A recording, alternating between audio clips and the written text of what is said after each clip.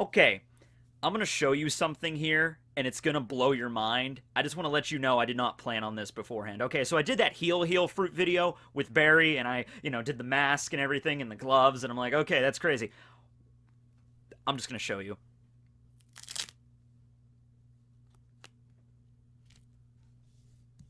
It's a Luffy cosplay. I know, right? Didn't even plan it. Okay, well that's just whatever. I just wanted to show you that, so okay. Okay, hey everybody, Tekking here, and in today's video, we're gonna be talking about the War Crashers. What is a War Crasher? Because I feel like I just coined that term. Hey, you know how like Wedding Crashers, there was a movie about that? I never saw it, but I was, it's people that show up to a wedding and have some cake and get drunk and dance, and it's about like, an hour into the reception before people realize, hey, we don't know who that guy is, so could you please leave? So War Crashers show up to a war, and, they weren't originally part of it, but damn, they're gonna be part of it. They're gonna even finish it, maybe. Alright, which I think applies to a lot of wars throughout human history. But today in particular, we're talking about the Onigashima battle, alright? This is a battle between the Samurai of Wano, which just happens to include a Kappa. That also includes the Straw Hat crew, and the Heart Pirates, and the Kid crew. They all got together. And then you also have, on the other side, you have the Beast Pirates and Orochi's group that have ruled over Wano for over 20 years, and also the Big Mom crew that got added in, too. So this is already a cluster screw, and I've said this many times before. This war is gonna get intense. You can't really see the pelvic thrusting I'm doing, but trust me, the pelvic thrusting level right now is very, very high, so that indicates this war is gonna get insane. The way I'm thinking this is gonna break down is it's already started off crazy with Kanjuro being revealed to be the traitor, and then Luffy and Law and Kid showing up, so already this is like big and bombastic.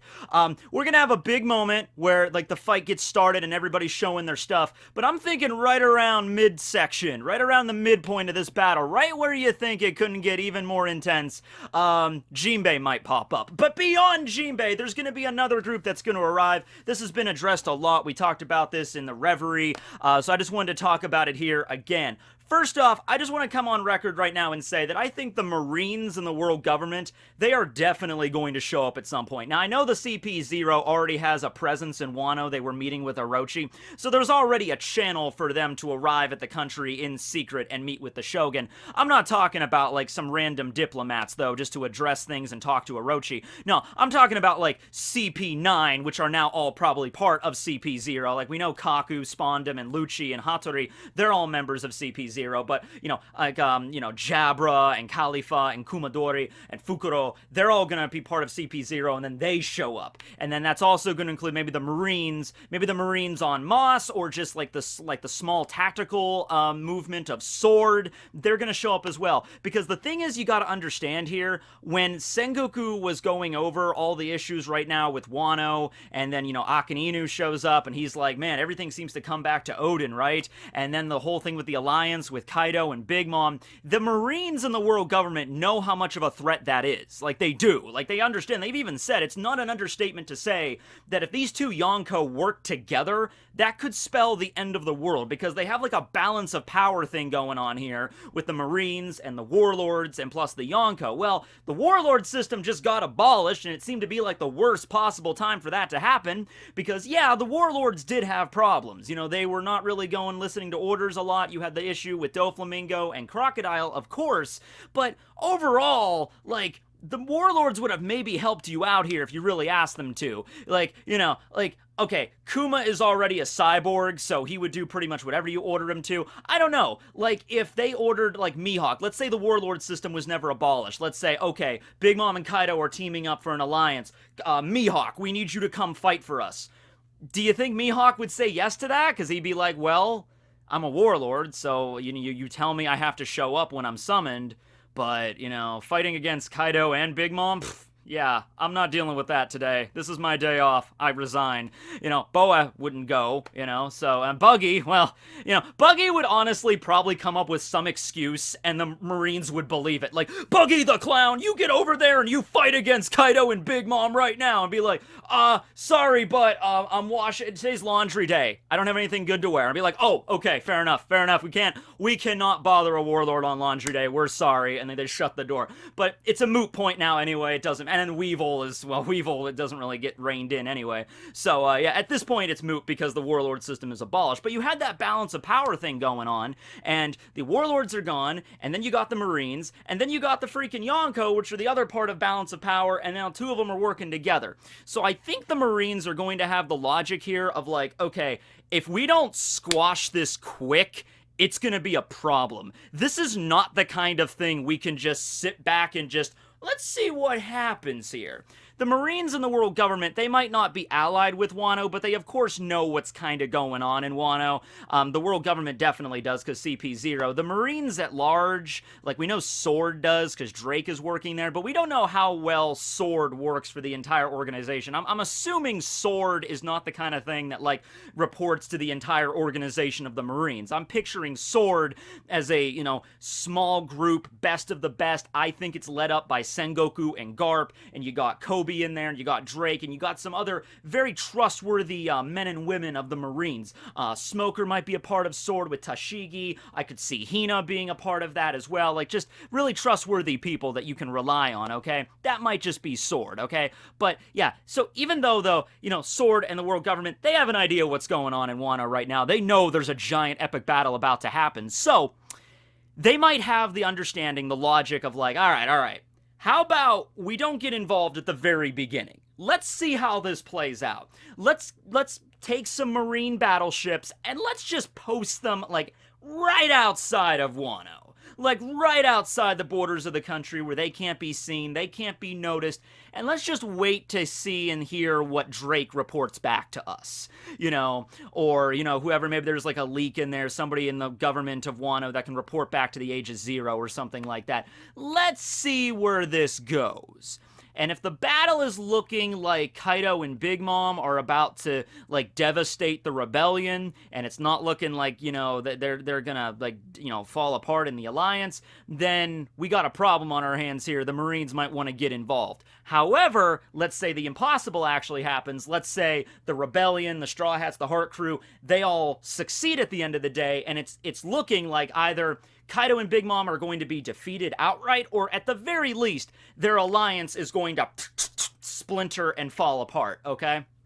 So, if it's looking like one of those situations, the Marines might be like, you know, Drake might report back, and it's looking like the, you know, the alliance has fallen apart, and it's looking like their forces are fractured. You know, Big Mom and Kaido, they're not working together right now, and it honestly seems like the rebellion is kind of getting an upper hand here.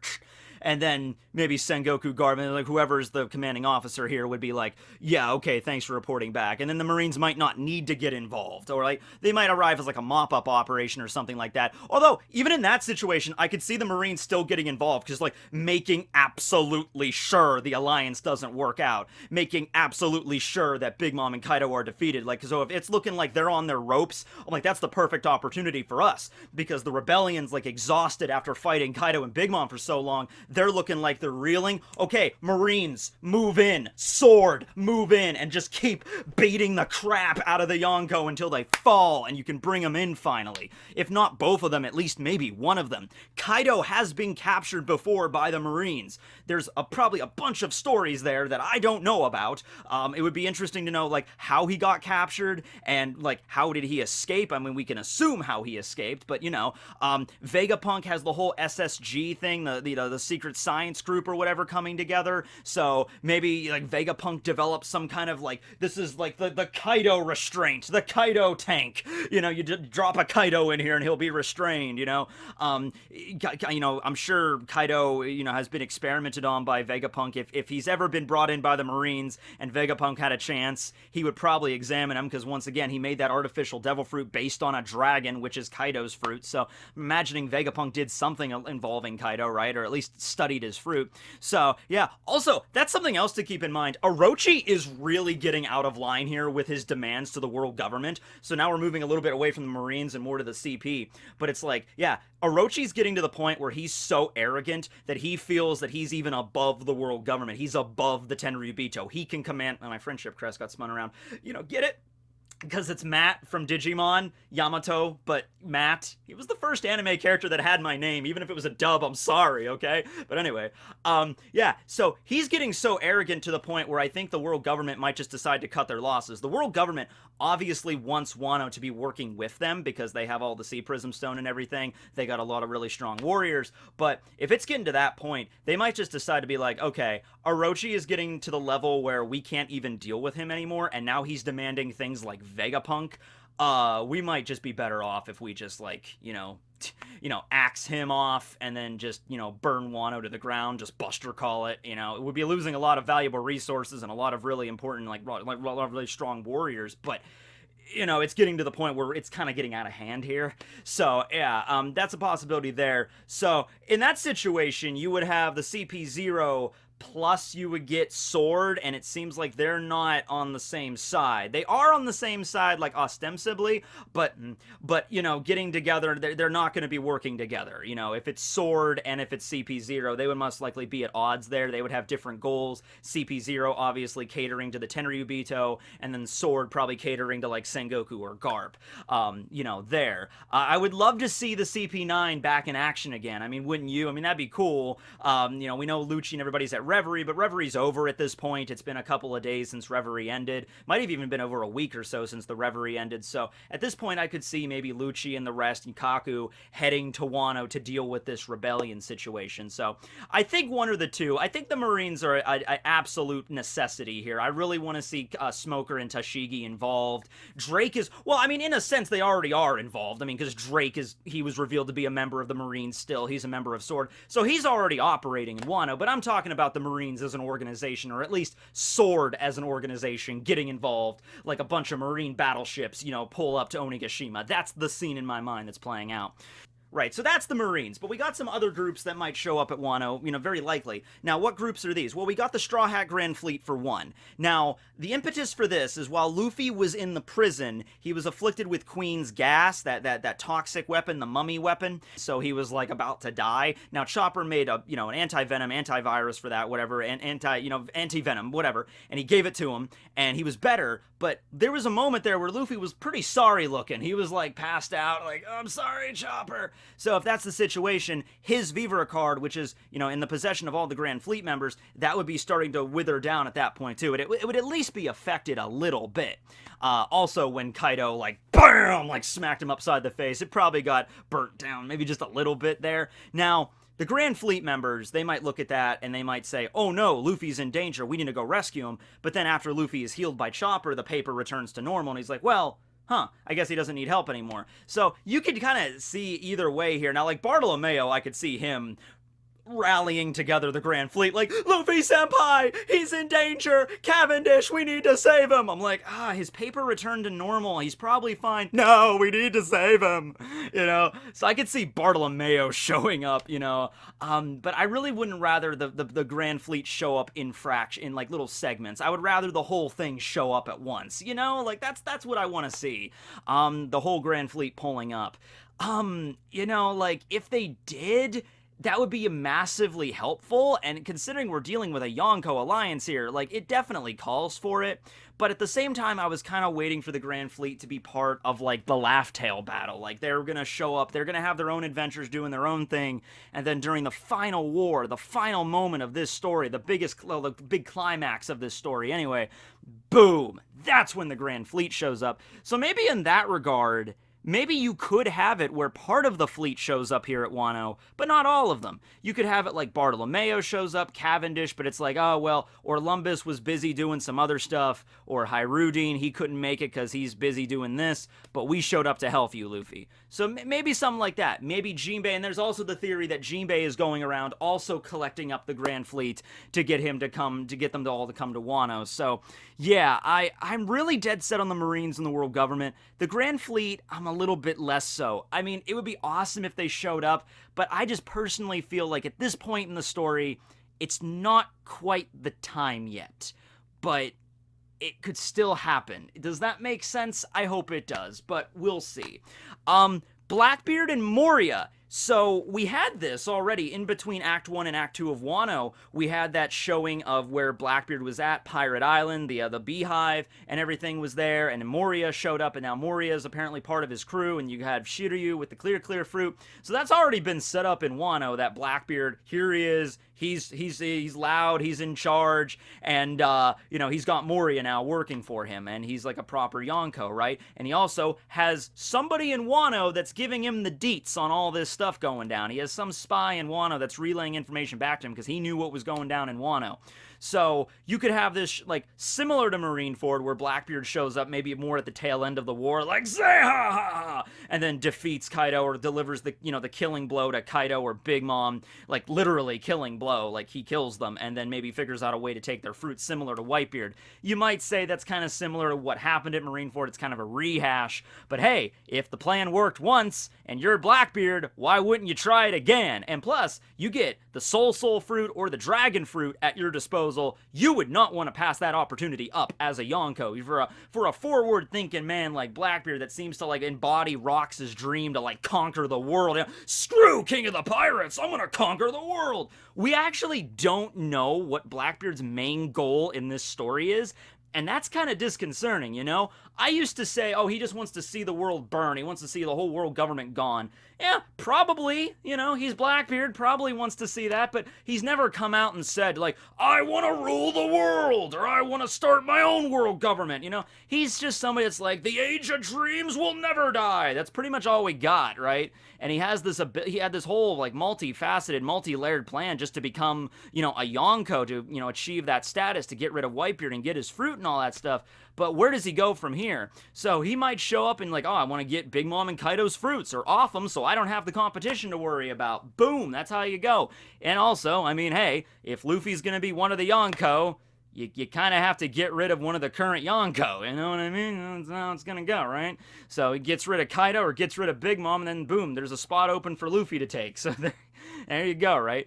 Also, it could be a situation where Blackbeard might show up rather, I mean, it's not really his style, but he might show up in a more stealthy way. It might be like the end of the battle, and the dust has settled, and everybody's celebrating, and the fight's over, and Orochi's slain, and then Momo's the new shogun, and then that's when, maybe not even Blackbeard himself, but just a member of Blackbeard's crew, one of the Titanic captains, like, seeps into the country and just like, while they're all celebrating, I have some work to do. It's like Alvaro Pizarro shows up, or he's like, oh, yes, I have a job Blackbeard gave me, or Lafitte. Lafitte would actually be better, because he's that guy that snuck into Marijua without even, like, the world government noticing. So, yeah, I can see Lafitte, like, with his little tap dancing shoes, tapping through Wano at night, like, after the fight's over, while everyone's celebrating in the flower capital, like, that was quite an interesting battle.